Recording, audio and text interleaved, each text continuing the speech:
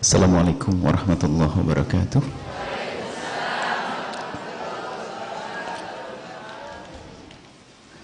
Alhamdulillah, asyukrulillah, wassalatu wassalamu ala rasulillah habibina sayyidina Muhammad ibn Abdillah wa ala alihi wa ashabihi wa mawalah. Allahumma ya Rabbana alif baina qulubina wahdina ya Rabbana subul salam wa najjina minadh dhulumati ilan nur.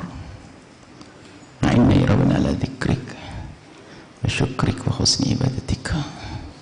Warzuqna ya Rabbana taubata qabla al-maut wa syahadata 'inda al-maut wal jannata ba'da al-maut. Amma ba'd. Yang sangat kami cintai, kami muliakan semua dari yang hadir, para perindu ridha Allah subhanahu wa ta'ala, dan juga tidak lupa yang sangat kami cintai mama, panjang umur berkah, dan semua putra putri, cucu-cucu dijaga oleh Allah.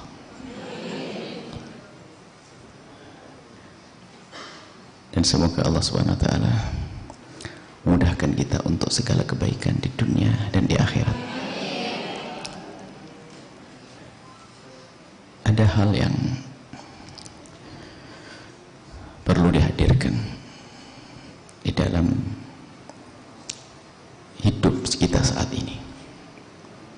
Berumah tangga, di dalamnya ada keluarga, masalah pendidikan, masalah peduli kepada anak. Singkat saja, semuanya punya anak, punya cucu, punya anak di rumah kita, keluarga kita, atau punya saudara sanak kerabat. Yang perlu dihadirkan pertama, menghadirkan cinta di dalam rumah kita.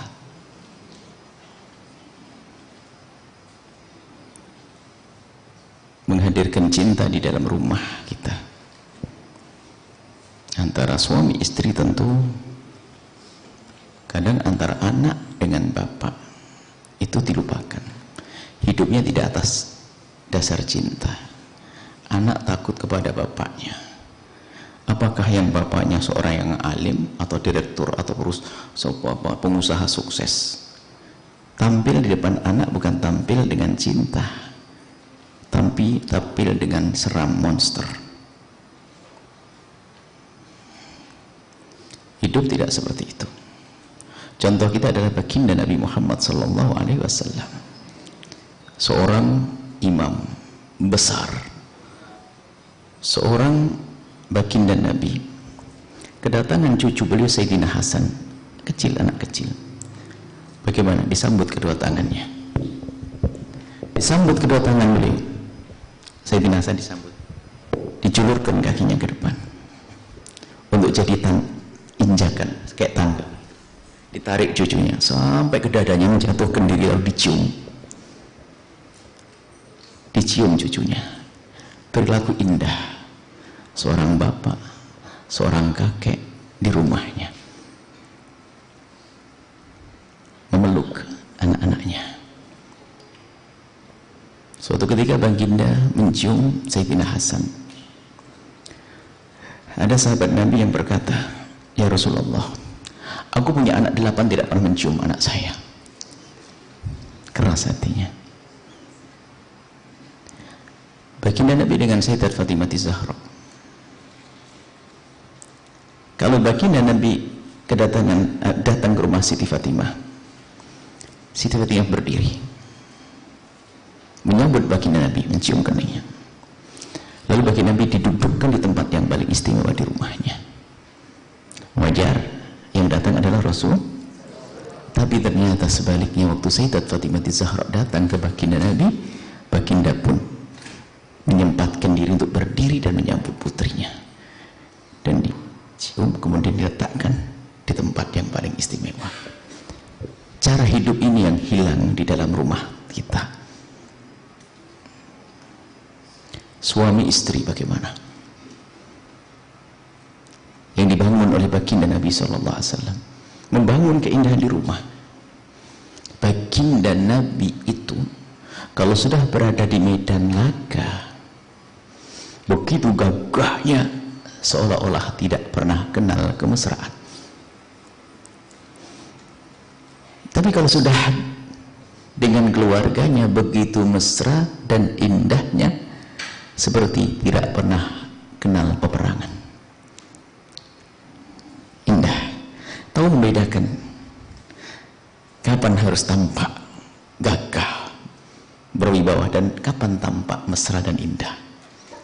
Itulah baginda Nabi suri teladan kita. Kadang kita ini pulang ke rumah membawa capek yang ada di pasar, kesibukan yang ada di kantor, tinggalkan di halaman rumah, capek, penat dan sebagainya. Pulang ke rumah pasang senyum, seorang suami, seorang istri. Senyum aja susah, gini aja senyum susah. Mana senyum? Senyum. Enggak senyum masih, disuruh masih gak senyum. Mahal sekali senyummu. Ada orang senyum saja gak bisa. Ada enggak? Ada? Di sini? Nasib buruk tuh pasangannya.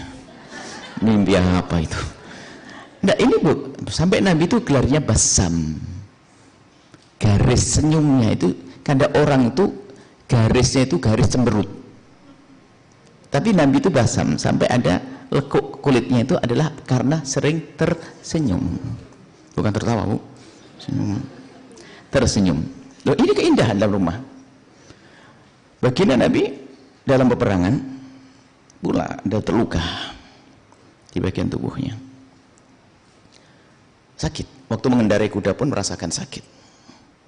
Turun dari kuda, berdiri tegak, tidak menampakkan sakitnya. Siti Aisyah sudah menanti. Langsung Siti Aisyah menyambut baginda Nabi, kemudian membonceng baginda Nabi, kemudian menemukan basah itu. Basah darah, dicium harum basah darah. Lalu, ya Rasulullah, ada darah, sakit? Tentu dengan bahasa Nabi tidak. Mungkin kalau orang sekarang begini loh, tadi sakit neng, tapi sekarang mah hilang, lihat neng, gitulah, lihatnya gitu. Jadi itu adalah bahasa indah yang biasa dihadirkan Nabi. Dan itu hendaknya kita berlakukan di rumah. Dengan pembantu bagaimana? Apa sih salahnya memanggil pembantu dengan menebarkan senyum? Dek, nak, tolong buatin kopi ya. Kopi!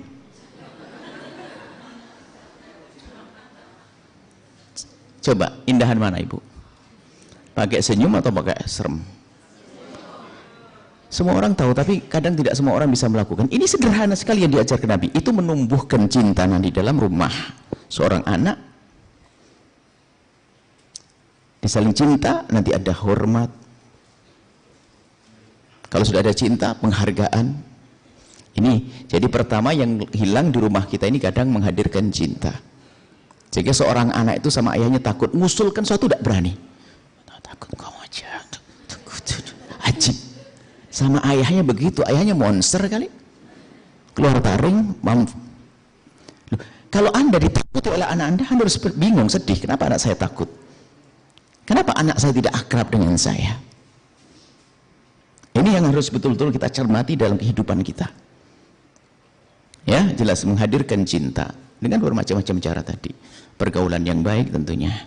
Tutur kata yang indah, manggil anak yang bagus, manggil istri yang bagus, manggil suami yang bagus. Nah, itu yang diajarkan bagi Nabi.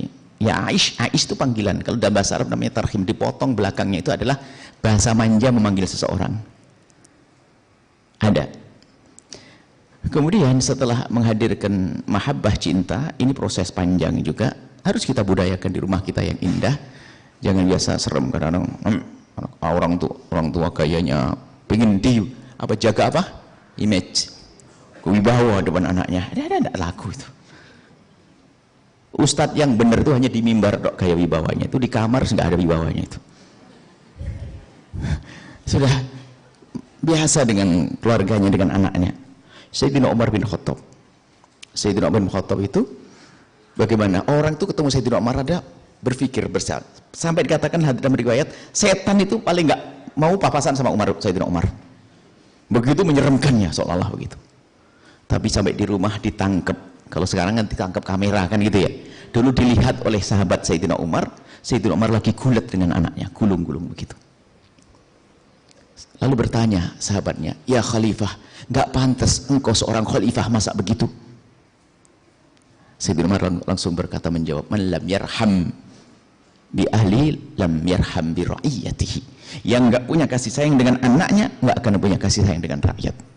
Orang gagah pun ternyata di saat ketemu anaknya juga jadi kayak anak-anak untuk menumbuhkan cinta. Baik, sederhananya itu. Kemudian yang kedua, hudur. Barangkali tidak semuanya. Hudur itu biasakan kita hadir dalam kehidupan anak kita. Hadir. Hadir itu maksudnya hadir jasad kita, hadir perhatian kita. Kita harus melihat perkembangan anak kita. Jadi jangan sampai anak itu maunya jauh dari ayahnya, dari ibunya. Misalnya ada seorang anak mau ngadu. Apa sih cengeng banget? Apa mau apa lagi? Ayah sibuk. Belum apa-apa. Akhirnya anak sudah mau ngadu lagi, nggak ada artinya ayah bagi dia. Bukan sebagai pelindung, bukan pengayom. Ibunya pun juga bukan tempat ngadu, karena ibunya marah-marah terus. Kadang-kadang ibunya ada di situ. Mama, ntar, main handphone. Begitu kan? Begitu. Tobat. Nggak boleh gitu. Kalau perlu ada rambu-rambu, selagi di rumah Anda jangan pegang handphone. Kalau dipanggil anaknya langsung menyambut. Makanya waktu Anda memanggil anak tuh gak nyambut tuh niru ibunya kayaknya. Gitu ya. Nah, ini sebuah contoh saja, hadir. Kadang sebagian orang tuh anaknya tuh ngomong takut sampai suatu ada sebuah ya ceritalah seorang anak itu pengen deket sama ayahnya. Ayahnya kaya raya pengusaha hebat deh gitu. Sampai ngomong, mama pengen deh jalan-jalan sama ayah. Sayang, ayahmu sibuk banget, waktunya mahal. Jadi kan gajinya tinggi. Iseng sang anak, berapa sih waktunya mama, waktunya ayah tuh? Ayah punya waktu berapa sih harganya? Gitu. Ya mal dihitung gajinya, diperhitung, akhirnya sampai kesimpulan 1 jam itu 200.000 sayang. 24 jam itu berapa? 200.000 1 jam. Oh itu ya. Ya. Kemudian rupanya sang anak ini diam-diam nabung, jajannya itu dikurangi dan sebagainya, nggak mau. Sampai pas 3 bulan itu manggil mamanya, mama sama ayah kan ada. Ayah, kata mama, waktu ayah kan mahal. Saya pengen jalan-jalan seperti teman-teman jalan-jalan. Kayaknya ayah sibuk terus katanya waktu mahal. Ayah, saya sambil polos ketawa dia. Ayah, saya sudah 3 bulan tidak jajan, ngumpulin duit, dapat 800.000. Pengen jalan-jalan sama ayah ke tempat main. Ini duitnya ayah. Masya Allah. Sedih. Ada mungkin orang semacam itu. Sibuk. Tidak pernah hadir dalam kehidupan anak. Sibuk dengan nyari uang dan sebagainya. Perlu duduk dengan anak-anak, minum teh bersama, saling bercerita, mendengar cerita apa. Jadi hudur, hadir gitu, perlu hadirnya seorang ayah, seorang ibu dalam kehidupan anak. Ya saya. Ini dalam segala keadaan, sehingga kita tahu perkembangan anak kita, tahu bagaimana sifat anak kita, sehingga dan anak kita pun menjadi berani kalau ada sesuatu untuk bertanya. Sehingga muncul antar cinta dengan hadir. Ini sangat dekat sekali caranya. Misalnya seorang ayah kedatangan anaknya datang, Assalamualaikum, Waalaikumsalam sayang. Anaknya mau salim sama sang ayah. Di saat mau salim sama ayah ditolak, nggak boleh sayang. Kenapa ayah? Umimu dulu dong sayang. Kan baginda Nabi mengatakan umi dulu. Lari ke uminya, mau salaman ke uminya. Uminya narik tangannya, saya nggak boleh. Kenapa? Ayahmu dulu. Kenapa? Ayahmu imam di rumah ini. Apa yang terjadi? Anak bingung. Tapi bingungnya bingung kagum, bingung cinta. Bukan seperti itu. Tahu ndak ayahmu tuh? Tahu ndak? kamu tuh? Dari dulu. Waduh, serem banget ini orang. Hidupnya kayak begitu. Tapi kalau tampil di depan orang kayak gayanya, pakai mobil, mau kerudung senyum sana sini. Padahal di rumah serem kayak monster dia. Action dok. Tapi kalau sudah keluar rumah gayanya masya Allah, dandanannya senyum sana, dicepret sini, senyum sini. Bukan rumah kita. Hadir itu penting, tolong ya. Ibu sering punya waktu duduk dengan anak, ada jadwal duduk pagi, sore, malam atau kapan. Nyantai senang-senang yang sederhana, bukan harus mahal kok. Tapi sekarang hadir ini diganggu dengan yang namanya handphone. Kadang-kadang anak di sana, ibu di sini berjam-jam.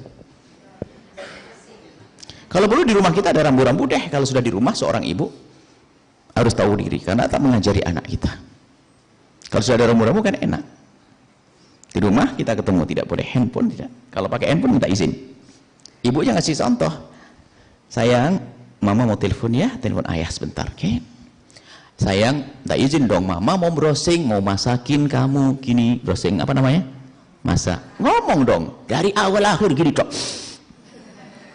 Ya, ambil sendiri tuh, di kulkas ada. Habis mah ada. Insyaallah. Jadi kadang-kadang kita ini terlena. Padahal anak kita ini adalah bukan sekedar jasad saja yang kita gedekan dengan makanan yang sehat, bukan. Ada pikirannya. Ada pikirannya. Ada hatinya dan seterusnya. Ya, setelah hadir ya, ini ibu di rumah kita tolong biasakan hal-hal semacam ini. Anda harus tahu. Belajar pun Anda jangan ragu untuk menemani. Kami punya seorang ibunda.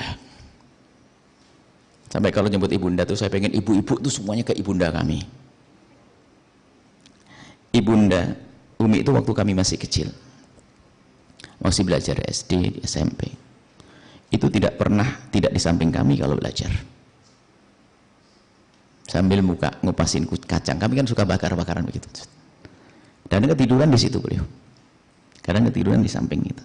Selalu begitu. Jadi nemenin kita. Sambil ada tasbih di tangan kanannya begitu saja. Nah, sekarang belajar sana belajar. Ibunya nonton sinetron, belajar. Biar pinter. Kenapa? Anda begitu? Enggak kan?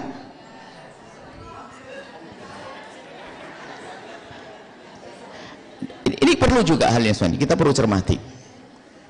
Saya ingin ada kadang hadirnya tuh, apalagi di zaman rusak ini, browsing internet. Sampai kami sering sampaikan, seorang ibu di saat duduk di samping anaknya waktu browsing internet jauh lebih bagus daripada sholat sunnah yang ditegakkan agar anaknya tidak liar di dalam browsing internet.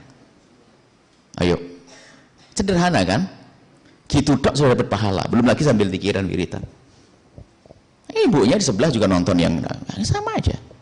Baik, ini gambarannya bagaimana hadir kita ini penting. Anak kita ini masa depan kita di akhirat. Selesai? Kemudian setelah itu di rumah ibu harus ada rambu-rambu. Ada orang pengen menghadirkan cinta, saking pengen menghadirkan cinta sampai di rumah tuh gak ada rambu-rambu, nggak bisa ngingetin anak, nggak bisa negur anak, kan repot. Nanti takut benci sama saya gara-gara saya tegur nggak mau sama saya. Akhirnya anak itu paling seneng, anak-anak masa berkembang, masa puber, masa sering ikut-ikutan itu paling senang dengan ibu yang paling mendukung ketidakbaikannya. Ini kadang nggak kompak orang tua. Kalau tahu ayahnya tegas, ayahnya tegas menjaga anaknya datang malam, ayahnya nunggu, tak tanya sudah calling sama uminya, mama bukain pintu belakang ma. Belakang sama ibunya dibuka, ya nak, mana. Atau sebaliknya, ibunya tegas, rupanya ayahnya yang tidak begitu. Harus ada rambu-rambu aja di rumah kita. Tapi dalam melaksanakan rambu-rambu itu ada hal yang harus dilaksanakan, hal yang tidak boleh dilakukan. Itu rambu harus dalam rumah tangga, itu harus ada, nggak boleh liar. Maka dalam rambu-rambu yang pertama ada kita jadi uswatun hasanah. Jangan nonton tak tanya nonton, kan aneh, ya kan? Jangan begini tak tanya kita melakukan. Pertama harus kita jadi suri tauladan ibu. Kalau Anda ingin mendidik anak, itu adalah penting sekali. Anak akan tumbuh nanti berkembang dengan suri tauladan yang baik, dengan cara hidup yang baik. Jadi ada suri tauladan. Yang kedua adalah ini penting sekali kepada anak. Jangan hanya pandai menegur, akan tapi dahulukan motivasi, semangat. Atau diberi semangat. Kadang-kadang kita ini nyuruh anak sudah capek-capek gara-gara salah sedikit, kamu tuh gak becus dari dulu gak bisa, patah dia. Sayang, masya Allah karyamu istimewa, hebat, top, makasih sayang. Cuman sini sayang, ini kurang sedikit gini, gitu loh. Jangan langsung kamu tuh gak becus. Suruh belajar nyapu, nyapu apa tuh kotor, tuh. Jadi tidak, sayang, makasih, ya Allah, pintar anak Umi, ya Allah. Nah, cuman besok sekarang nilainya 9, besok 9 plus 9 lagi. Nah ini sayang pojok-pojoknya ya, jangan langsung nggak bener nggak gitu nyuci tuh namanya ini model ibu itu nggak tahu tuh suka nelen obat apa ya enggak, atau apa itu obat anjing gila itu. Jadi nggak gitu, jadi hendaknya ibu dengan anak tolong jangan dipatahkan mereka. Kebiasaan orang tua mematahkan. Oh dia baru belajar, suruh bikin sambal, bikin sambal tidak becus, masuk enaknya, masya Allah. Cuman sayang sini ambil gula, kurang gula sedikit, ya, kurang gula sedikit, tambah, biar kurang asinnya. Nggak usah ngomong enak, nggak perlu kita. Dikasih motivasi dulu, baru diingatkan. Ada keseimbangan. Nggak enak bilang enak ya nggak berubah dong nanti kan. Nyuci jelek, nyuci nggak bersih, sayang, masya Allah makasih sudah dicuciin bajunya Umi, sudah nyuci baju, makasih ya. Cuman nanti sayang, nanti ada bagian tertentu harus 2 kali, harus pakai tangan, tonton leher, ini kan ada kimu sayang, biar bersih gitu ya. Jadi ngomong yang enak, jangan kok habis tuh ngomong nggak bener, pantesan kotor terus setiap hari. Jadi di dalam rumah ada peraturan, tapi di saat melakukan kesalahan itu jangan dihantam mereka. Mental mereka menjadi hancur mereka, sehingga di saat mengerjakan apa-apa itu ada paling nanti salahin juga. Akhirnya penyakitnya mental, was-was segala macam, nanti takut, akhirnya takut salah. Akhirnya ngerjakan bukan dengan kelegaan, tapi lihat seorang ibu yang baik, makasih sayang, insya Allah selesai. Cuma nanti kalau ngerjain lagi ditambah begini sayang biar sempurna. Oke, makasih, sayang sini anakmu. Lakukan hal-hal ringan semacam ini. Kalau pengen dia bangkit, orang tua matahkan dong, becus nak belajar, sekolah tinggi, mending mama tidak sekolah, manja tidak sekolah, pantesan modelnya begitu ya, tidak sekolah. Jadi begitu loh. Jadi ada tempat tasjih antara memberikan motivasi atau sanjungan, kemudian antara teguran itu harus seimbang. Ya, nggak boleh kita dengan kekerasan dan sebagainya, dengan ini adalah yang harus dihadirkan di rumah kita. Tolong nih. Kemudian ibu yang lain juga, ini ada termasuk di dalam menegakkan undang-undang itu, di samping mematahkan itu membandingkan, ibu. Ini banyak orang tua membandingkan. Coba kamu kayak kakakmu dulu, itu hancur. Pernah gitu kan ibu? Sebenarnya pengen motivasi dia, tapi kita tidak ahli dalam motivasi. Coba kamu kayak kakakmu tuh, gini, tidak, iya, itu bubaknya melengkos ke sana, karena tidak paham ya, sayang, masya Allah. Pengen menunjukkan kakaknya siapa, tidak apa-apa menunjukkan kakaknya, tapi tanpa membandingkan boleh. Sini, kakak ngapain kakak tadi? Nah, kakak karena lebih gede, tentu lebih pintar dari kamu, tapi kalau mau belajar kamu bisa lebih dari kakak. Coba, ayo kerjakan kamu. Begitu kalau kayak kakak. Tapi bagusan kakak, yang lahirnya duluan kakak, pintaran kakak dong, kamu nanti kayak kakak yang dulu. Jadi kasih motivasi, jangan langsung kamu kayak kakak, coba kayak gini. Membandingkan dengan orang itu mematahkan. Pernah kita harus itu, makanya anak sering mentalnya, sehingga dia menjadi anak yang tidak bersemangat, kemudian juga mudah depresi, lemah jadinya, karena dia tidak punya keberanian. Baik, diantaranya itu adalah ada keseimbangan ibu. Kalau di rumah ada peraturan, tolong jangan biasakan anak kita itu dipatahkan. Di saat salah langsung habis-habisan. Ada orang hobinya marah aja, ada kan? Itu kan? Ada mama itu yang bukan mama ini, bukan. Ada marah, kalau tidak marah nggak dia lagi sudah. Dikit-dikit marah. Sudah hobi. Harus berubah, ada saat marah, ada saat kita nebar senyum, ada saat kita merayu dan sebagainya. Baik. Kemudian setelah itu, nah, setelah kita memasang rambu-rambu undang-undang dalam rumah tangga, itu harus ada peraturannya. Tolong jangan sampai tidak ada peraturannya. Kemudian kekompakan dalam rumah tangga. Kompak. Jadi jangan sampai di saat ayah marah, tak taunya mamanya ngerangkul. Sudahlah saya nggak apa-apa, memang begitu ayahmu kok. Jadi kalau ayahnya marah, langsung saya panggil saya, ayahmu marah kan? Sambil dipeluk, ayahmu imam, bener, maksudnya biar kamu baik. Biarpun ternyata cara ayahnya agak keras, salah, tapi boleh kita memeluknya, tapi bukan mematahkan nasihat ayah suaminya. Sambil meluk, ayah mungkin kasarnya berlebihan. Ini babnya nanti kita di kamar ngomong sama suami, gitu loh. Tapi dengan anak, tak boleh besar ayah, tak boleh, jangan dengar. Sayang, ayahmu maksudnya bener ya. Tidak apa-apa nanti. Ayahmu bagus karena saking sayangnya ke kamu. Baru ngomong, ayah jangan gitulah ya, dikit gitu loh. Tapi depan ayah jangan gitu kalau mari anak. Waduh, anak rame, dibela saya. Sering rumah tangga berantem merusak anak. Baik, hal semacam inilah yang harus kita perhatikan, insya Allah singkat di dalam rumah tangga kita. Ini berlaku untuk cucu-cucu. Yang menjadi masalah adalah nggak kompak itu antara siapa coba? Ini bahaya juga, nggak kompak di dalam mendidik, ini berantakan anak. Antara nenek, waduh, nenek itu cintanya berlebihan. Sampai kita sebagai bapaknya sendiri ada nggak berani? Makanya ibu jadi nenek bentar ini sudah nenek kan? Belum. Ini kadang-kadang anak kita mau beneri anaknya gitu, jangan dong, kesian. Jadi biasa nenek itu. Nah, paling tidak kita harus bisa adil. Dan perlu agar anak itu tumbuhnya itu benar. Dalam berkembangnya itu berkembang dengan yang benar. Itu ya ibu yang perlu dicermati. Kami ini adalah termasuk pasien dari guru untuk memperhatikan di rumah ya. Tadi yang pertama apa? Menghadirkan jin. Yang kedua harus ibu hadir dengan jasad, hadir dengan pikiran. Kalau tidak dengan jasad mungkin berjauhan, harus sering ada waktu telepon, ngobrol yang enak, yang mesra.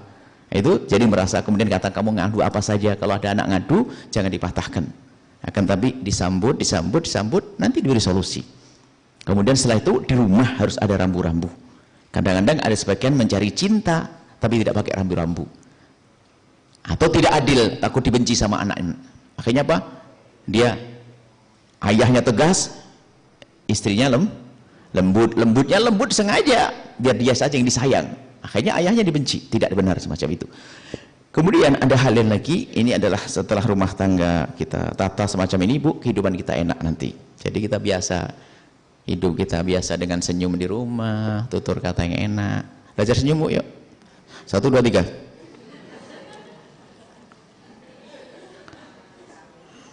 Cermin juga, cermin tuh. Baik, baut senyum. Membiasakan itu. Baik, kemudian setelah itu, Bu, kita menghantarkan pendidikan di luar, ya kan? Pendidikan keluar. Pastikan pendidikan yang mengenalkan surga, mengenalkan Allah, mengenalkan Allah. Dan kita saat ini lagi gencar-gencarnya juga ada dengan Tehunan juga dan yang lain-lainnya, dengan Buddha Lolita, dan ini ada di sini dan yang lain-lainnya, membuat pesantren. Apa dengan pesantren? Pesantren ini diamnya ada pendidikan. Pengen jadi dokter pun bisa. Maka hari ini Ibu, di zaman yang mengerikan ini, godaan yang luar biasa besar untuk anak-anak kita, Ibu rindukan cucu-cucu Ibu, anak-anak Ibu untuk rindu di pesantren hari ini. Karena problem anak di luar apa coba? Oh, jadi insinyur boleh, anak kita sudah ada yang jadi dokter juga, apa? Anak santri-santri jadi dokter juga ada. Tinggal nunggu aja jenderal mungkin umurnya barangkali. Masuk tentara kemarin ada orang. Jadi harus kita didik anak kita dengan sekolah, kenal dunia, tapi ada lingkungan yang Sekarang apa sih problem di luar coba Ibu? Anak-anak sekolah problem di luar, problem pergaulan, ya kan? Handphone yang tidak karu-karuan isinya, tontonan internet segala macam ya. Ternyata itu semuanya terpangkas kalau anak masuk pondok, sudah tidak ada. Ya? Makanya kami menyerukan untuk ini. Kalau anak-anak Ibu belum bisa, cucu paling tidak, tapi paling tidak Anda merindukan orang lain. Dan alhamdulillah pesantren hari ini itu digemari.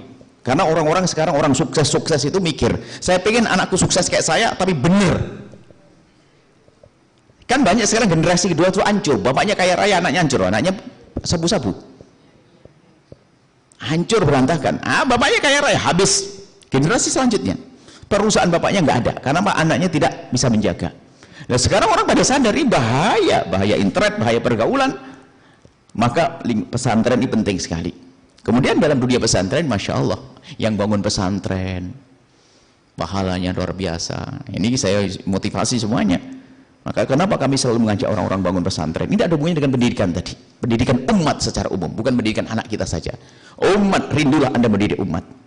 Kalau kita sholat ibadah, tahajud hebat, puasa hebat, haji umroh hebat, itu namanya ibadah qasirah pribadi. Bersama kematian kita, kisahnya selesai. Tapi orang buat program besar, program cintai Nabi, membuat pesantren, itu adalah abadi. Terus kita meninggal masih mengalir. Kemudian kenapa ini dikatakan paling utamanya ibadah hari ini? Kenapa? Ilmu Nabi abadinya di tempat ini. Selesai? Baik, ini adalah pesantren. Alhamdulillah kita ada di Tangerang sudah ada, di Bogor juga ada, ada beberapa kota. Kalau nanti formalnya kurang lebih 17. Ada pesantrennya kurang lebih hampir 60 pesantren. Itu adalah hamba-hamba Allah yang rindu kepada kebaikan buat pesantren. Baik, ini yang pertama, rindukan ke pesantren. Selesai Bu. Jadi pesantren harus kita yakini itu adalah tempat raudhatun min riyadil jannah. Ada taman surga. Yang ikut andil di tempat tersebut akan mulia. Maka mungkin yang kedua ada yang ngomong begini, aduh Bu ya, tidak mungkin anak saya mondok. Betul? Sudah gede, sudah kuliah, setiap ngomong pondok kayaknya bakal lari dari gitu. Ada ya? Betul nggak? Baik, sekarang Bu ada. Kalau tidak bisa mondok jasadnya, pastikan mondok hatinya. Ini ilmu baru. Kalau jasadnya tidak pada mondok, tapi hatinya pondokkan. Bagaimana mondokkan hati? Kalau ibu biasanya ngirim anak yang kuliah di Jogja itu, biasanya 1 juta tambah 100.000 menjadi 1 juta serah. Oke, dia akan bertanya, Umi, Mama untuk apa ini? Sayang, 1 juta tetap untuk kamu. 1 jutanya 100.000 juga untuk kamu, tapi Umi minta kirim ke pondok itu. Biar kenapa, Mi? Biar kita dapat doa, pahala, dapat kebaikan dong. Biar sekolahmu enak, kamu sukses. Karena apa? Kita nolong tempat yang baik. Pertama, kita mendekatkan ke anak kita bahwasanya itu tempat yang baik. Kedua, disambungkan hatinya dengan memberi.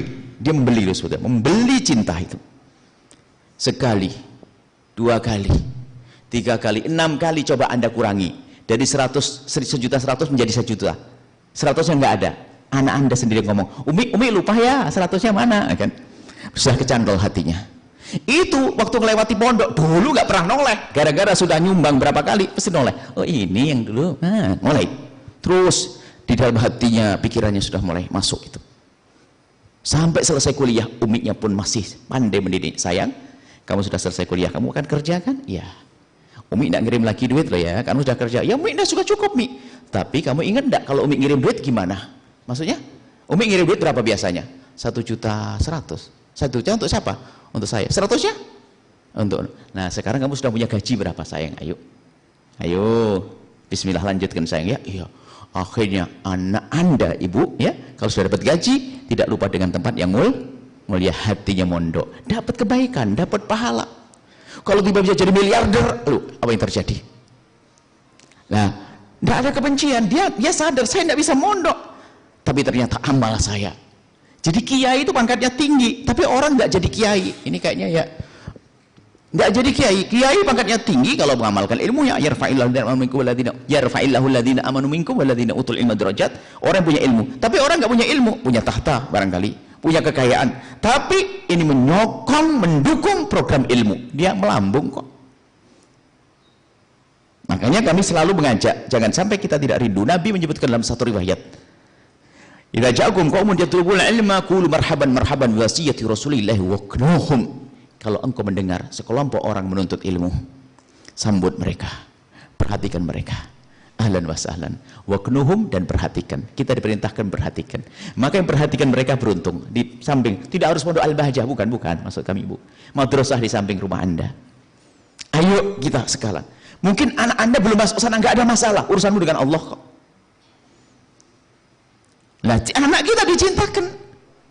Anak kita jadi memondokkan hatinya. Lihat Ibu, untuk siap-siap apa? Kalau anak Anda sukses, jangan sampai anak kaya raya nggak kenal kebaikan. Rugi atau tidak? Rugi. Tapi mulai dari awal sudah dididik, biarpun tidak mondok jasadnya, tapi mondok hatinya. Jelas? Ini yang kedua. Ini ada urusan dengan pendidikan tadi. Memang kita sekarang harus banyak ngomong pendidikan, biar kita ini tidak terlena. Mungkin ada yang ketiga ngomong begini. Yang ketiga, aduh Bu ya, saya kasih duit, nggak kira dikirim pondok, pembohong dia, suka ngambil duit saya. Wow, gitu tuh. Anaknya badung bandel tuh lengkap. Jadi nggak percaya sama anaknya. Jauh dari Allah pokoknya. Gimana nih? Jangan khawatir, ada cara yang indah. Allah fi'anil amdi maka la abdu fani akhi. Yang punya anak badung bandel susah diatur. Kalau nasihati satu kalimat balas 15 kalimat. Kalau punya anak yang semacam itu, ingat, tolong anaknya hamba Allah, maka Allah akan nolong anakmu. Sudahlah, pokoknya Anda niat lillahi ta'ala, karena Allah saya membantu. Ini ada tempat menuntut ilmu, ada orang pengen baik, pengen kenal Rasulullah, ayo bismillah, saya biayai, sudahlah. Anak Anda mungkin menunggu selesai kuliahnya, atau waktu menikah, atau sampai dikatakan paling tidak sebelum meninggal akan dikembalikan ke jalan yang Allah ridhoi. Karena apa? Orang tuanya tulus sudah daftar, Allah tidak menyanyiakan, sudah didaftarkan anaknya. Selagi kita nolong anaknya orang, Allah akan tolong anak kita. Jelas? Nggak ada yang ketinggalan kan? Yang punya anak masuk, yang nggak punya anak tapi jasad nggak masuk jasadnya, masuk hati. Yang anaknya badung urusi. Makanya yang urusi pondok tidak semuanya anaknya masuk. Ada yang urusi pondok anaknya badung bandel. Suatu ketika ada ngurusi, dia bantu pondok banyak, dia menangis nitikan air mata karena ngelihat anak pondok pagi-pagi sudah sholat berjamaah, nangis, anak saya nggak mau pondok. Bu ya, biarin. Yang penting kamu terus. Betul, di saat anaknya selesai kuliah sukses, langsung ngikut. Ayah, saya boleh nggak ikut-ikut bantu pondok, loh kan? Karena kerjaan orang tuanya baik dengan tempat mulia, maka anaknya juga dimuliakan. Yang anaknya badung, bandel dan sebagainya, jangan putus asa. Mungkin kita nasihati sudah tidak bisa, pergaulannya terlalu jauh. Tapi Tuhan kita, Allah yang memberikan petunjuk. Sayyidina Umar, orang yang paling serem saat itu sebelum masuk Islam. Targetnya malah menggal leher Nabi, tapi setelah diberi hidayah, Sayyidina Umar lembut. Ya kan? Banyak orang-orang yang semula keras hatinya, tapi dilembutkan oleh Allah. Maka caranya, yuk tolong. Maka ini kami serukan di mana-mana, Al-Bahjah ada pondok, ayo bergabung. Selesai, ada yang tertinggal satu. Mungkin ada orang berkata, iya dari tadi ngomong anak-anak. Terus bagaimana saya tidak punya anak misalnya? Mana yang saya pondokkan dan sebagainya? Apa tujuannya saya? Kalau bicara tidak punya anak, ada wanita mulia pada zaman Nabi, mulianya semulia-mulianya, Sayyidat Aisyah. Sayyidat Aisyah nggak punya anak. Orang alim besar, semua orang tahu, Imam Nawawi, karangan bukunya sebanyak itu, nggak punya anak. Itu kan hanya di dunia nggak punya anak, tapi mereka di akhirat punya anak banyak. Karena apa? Biarpun mereka tidak punya anak, tapi peduli dengan anak-anak umat Nabi Muhammad, maka di dunia memang bukan anaknya, tapi di akhirat menjadi anaknya. Semua pahalanya akan mengalir. Jangan sampai ada orang ya bekerja, ngumpulin duit banyak-banyak, tidak punya anak misalnya, tahu-tahu dicari di alam barzah tidak ada, rugi capeknya. Tumpahkan rezeki untuk kita petik di akhirat nanti. Jadilah Siti Aisyah, jadilah Imam Nawawi. Imam Nawawi umatnya banyak, bisa dengan ilmu, dengan harta. Begitulah yang perlu kita hadirkan ya. Jadi nggak boleh ada yang kecewa. Di sini semuanya insya Allah dapat. Yang anaknya mau mondok, alhamdulillah. Yang belum mondok, dipondokkan hatinya. Yang badung, insya Allah ibu sambung dengan tempat mulia, anak Anda akan mulia. Yang tidak punya anak, jangan ragu. Anak-anaknya hamba Allah akan jadi anak Anda nanti di akhirat. Kaget nanti di akhirat kok kaya banget. Kan kisah di dunia sesaat. 60, 70, 80, 90 selesai kan? Yang katanya punya anak banyak dan sebagainya, setelah meninggal mana kisahnya? Antara neraka sama surga. Tapi Sayyidat Aisyah, Imam Nawawi dan yang lainnya banyak orang yang tidak punya anak di dunia, tapi di akhirat mereka punya anak yang banyak. Selesai, semuanya kembali kepada tempat mulia yang namanya pondok pesantren. Maka hari ini kami menggalakkan untuk menghidupkan pondok pesantren sama madrasah diniyah di kampung-kampung. Anda kenal ngaji di mana sih? Di kampus atau di musola rumah? Bukan di kampus. Di musola kampung, madrasah diniyah di kampung, saya masih ingat. Ini yang perlu kita galakkan, makanya kita seru, ini seru nasional. Apa judulnya?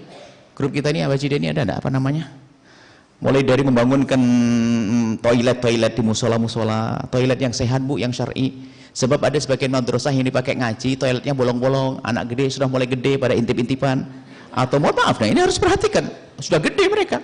Atau kalau sakit perut pulang nggak balik lagi, kan begitu? Musola rame taraweh, mau taraweh sakit perut pulang, balik lagi nggak? Nggak. Banyak Bu ya yang bisa kita lakukan. Ini saja mungkin bisa kami sampaikan. Kita perlu ada obrolan, ibu mau bertanya tentang resep rujak ulek. Saya bisa bikin rujak. Ayo. Bukan bertanya masalah agama saja. Nah sekarang ada pertanyaan, ada orang takut masalah agama. Boleh ibu bertanya, bismillah ya. Pulang senyum sama suami, senyum sama anak, sama pembantu. Itu bukan bukan binatang. Sama pembantu yang santun, sama gini Nabi santun dengan pembantu, indah. Baik.